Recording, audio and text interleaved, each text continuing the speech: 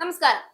ബാക്ടീരിയയുടെ സാന്നിധ്യമുണ്ടെന്ന സംശയത്തെ തുടർന്ന് നെസ്ലയുടെ ഒരു ഉൽപ്പന്നം കൂടി UAE വിപണിയിൽ നിന്ന് പിൻവലിച്ചു. UAEയിലെ ഭക്ഷ്യസുരക്ഷാ അതോറിറ്റികൾ വീണ്ടും ഒരു നെസ്ലെ ഉൽപ്പന്നം വിപണിയിൽ നിന്ന് പിൻവലിച്ചതായി റിപ്പോർട്ടുകൾ പുറത്തു വരുമ്പോൾ ആഗോള ഭക്ഷ്യഭീമന്റെ വിശ്വാസ്യത ഗുരുതരമായ ചോദ്യം ചെയ്യലുകൾക്ക് വിധേയമാവുകയാണ്. ഉപഭോക്താക്കളുടെ ആരോഗ്യവും ജീവനും നേരിട്ട് ബാധിക്കുന്ന ബാക്ടീരിയ സാന്നിധ്യം കണ്ടെത്തിയതിനെ തുടർന്നാണ് ഈ നടപടി സ്വീകരിച്ചതെന്ന് അധികൃതർ വ്യക്തമാക്കിയിരിക്കുകയാണ്. ഡോക്ടർമാരുടെ നിർദ്ദേശപ്രകാരം മാത്രം ഉപയോഗിക്കേണ്ട S26AR എന്ന ഉൽപ്പന്നത്തിന്റെ 3 ബാച്ചുകളാണ് പിൻവലിച്ചത്.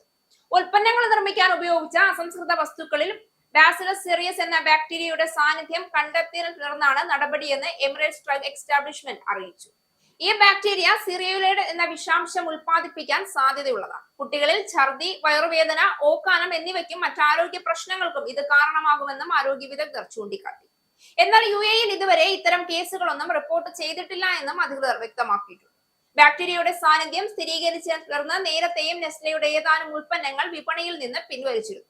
ലോകത്തിലെ ഏറ്റവും വലിയ ഭക്ഷ്യ കമ്പനികളിൽ ഒന്നായ നെസ്ലെക്കെതിരെ ഉയരുന്ന ആശങ്കകൾ ഇതാദ്യമായല്ല, മറിച്ച് വർഷങ്ങളായി നീണ്ടു നിൽക്കുന്ന പരാതികളുടെയും വിവാദങ്ങളുടെയും തുടർച്ചയായ ഒരു അധ്യായം മാത്രമാണിതെന്നും വിമർശകർ പറയുന്നുണ്ട്.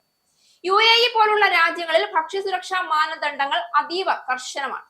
അത്തരമൊരു സംവിധാനത്തിൽ പോലും വിപണിയിലെത്തിയ ശേഷം ഒരു ഉൽപ്പന്നത്തിൽ ബാക്ടീരിയ കണ്ടെത്തപ്പെടുന്നത് നിർമ്മാണ ശൃംഖലയിലെ ഗുരുതരമായ വീഴ്ചകളെയാണ് സൂചിപ്പിക്കുന്നത്.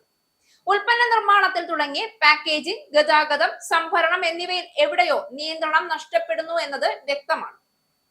എന്നാൽ ഇതെല്ലാം ഒറ്റപ്പെട്ട സംഭവം എന്ന പേരിൽ തള്ളിക്കളയാനുള്ള നെസ്ലെയുടെ സമീപനം പൊതുജനാരോഗ്യത്തെ അവഗണിക്കുന്നതിന്റെ തെളിവായാണ് പലരും കാണുന്നത്. കഴിഞ്ഞ കുറെ വർഷങ്ങളായി നെസ്ലെ ഉൽപ്പന്നങ്ങളെ കുറിച്ച് വിവിധ രാജ്യങ്ങളിൽ നിന്ന് ഗുണനിലവാരക്കുറവ്, മലിനീകരണം, തെറ്റായ ലേബലിംഗ്, ആരോഗ്യ പ്രശ്നങ്ങൾ തുടങ്ങിയ പരാതികൾ ഉയർന്നിട്ടുണ്ട്. ചില പ്രദേശങ്ങളിൽ ശിശുഭക്ഷണവുമായി ബന്ധപ്പെട്ട വിവാദങ്ങൾ വരെ കമ്പനിയെ പിടിച്ചുകുലുക്കിയിരുന്നു. ഇത്തരം പശ്ചാത്തലത്തിൽ UAEയിലെ പുതിയ നടപടി ഒരു മുന്നറിയിപ്പായി കാണേണ്ടതാണ്.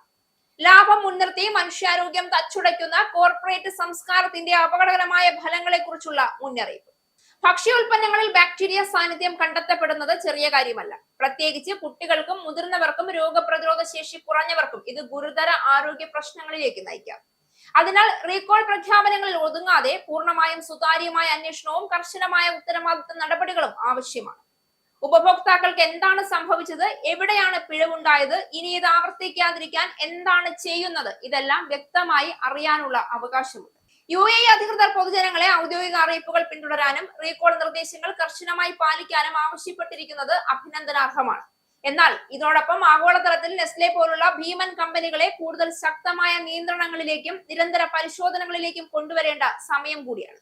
ബ്രാൻഡ് നാമത്തിന്റെ തിളക്കം കൊണ്ട് മാത്രം വിശ്വാസം നേടിയെടുക്കുന്ന കാലം കഴിഞ്ഞു. ഇനി ചോദ്യം ഒന്ന് മാത്രമാണ്: ഉപഭോക്താവിന്റെ ആരോഗ്യത്തിനാണോ മുൻഗണന, അതോ കോർപ്പറേറ്റ് ലാഭത്തിനോ? ഈ സംഭവത്തിലൂടെ ഭക്ഷ്യസുരക്ഷയിൽ അലംഭാവം കാണിക്കുന്ന ഏത് കമ്പനിയായാലും നിയമത്തിന്റെയും പൊതുസമൂഹത്തിന്റെയും മുന്നിൽ ഉത്തരവാദികളാകേണ്ടി വരുമെന്ന ശക്തമായ സന്ദേശമാണ് ലോകത്തിന് ലഭിക്കേണ്ടത്.